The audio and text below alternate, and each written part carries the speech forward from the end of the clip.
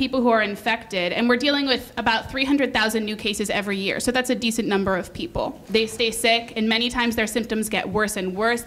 And the conception in sort of the mainstream world of this disease is that it is impossible for you to stay sick. And so patients who are diagnosed with this or who are living with this sort of have to navigate this world of saying, most doctors think that I'm sort of psychologically disturbed here. I wanted to meet other women and to be able to tell my story and talk to other people and see what other people were dealing with. I mean, if you guys look around, like, these are people that there's fountain of knowledge in here, and just being able to talk to people and share your story, share what you're going through. I didn't have that sort of community resource, and then as I found it in the last couple of years, the amount that I've learned and the amount that just normal people, not doctors, like people sitting in this room, have the resource that they've been for me, and sort of my healing experience has been unparalleled. I've been so lucky to have that, and sort of having those people share their stories with me has been such an inspiration. Meeting other people who have who are going through the same thing,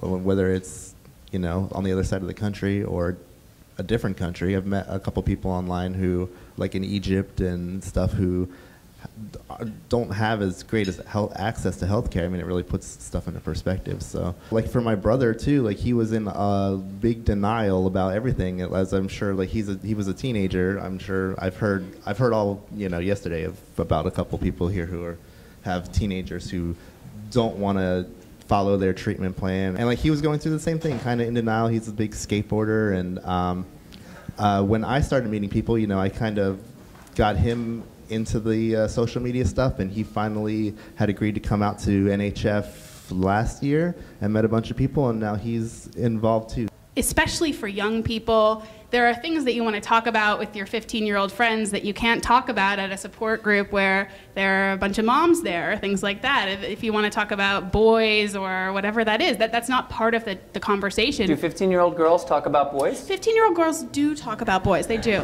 yeah.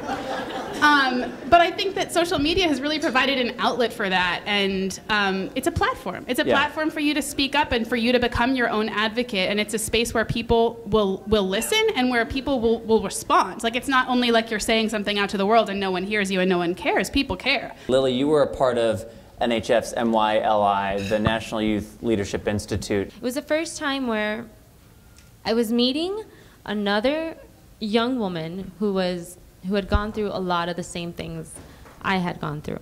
Kind of interesting to hear my story or a really similar story coming out of somebody else. And after that, like just a friendship really developed where it wasn't so much like my parents were reaching out, but I was also reaching out. Our nurses, our doctors are really great, but they're not somebody you call on the weekend, or you don't have their cell phone number. Right. So. I had always been pretty like independent with my bleeding disorder. I learned how to self-infuse at 8 years old. So from that point on, I had been pretty much infusing by myself that entire time, kind of like a latchkey kid, you know. So yeah. I've always been pretty independent. While I was in school, I didn't have a job or anything, so I was able to get Medicaid. So my medication didn't cost anything to me at that time.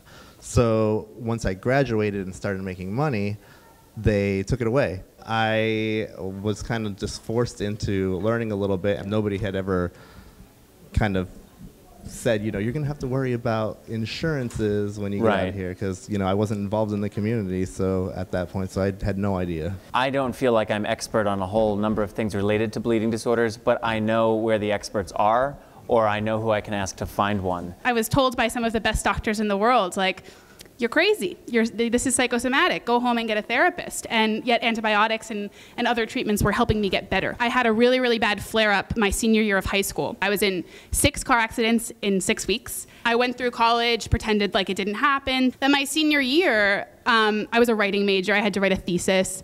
But I wasn't really ready to write about my own experience yet. So I started talking to other patients who had been diagnosed. But it was the first time in what at that point had been almost 12 years of dealing with this. And hearing them articulate their experience and hearing them tell their stories was inspiring to me. And not only made me realize that this can be okay and this can be something that you talk about, but also that so many of us are going through the same thing and no one knows about it. When I was in the National Youth Leadership Institute, we did a lot of training. Like, the experiences that I got volunteering and attending all these sessions has really helped for me to understand the needs of my clients, and being able to speak for them as well and gear programs towards them as well. Thanks for having us, and have a phenomenal remainder of your symposium.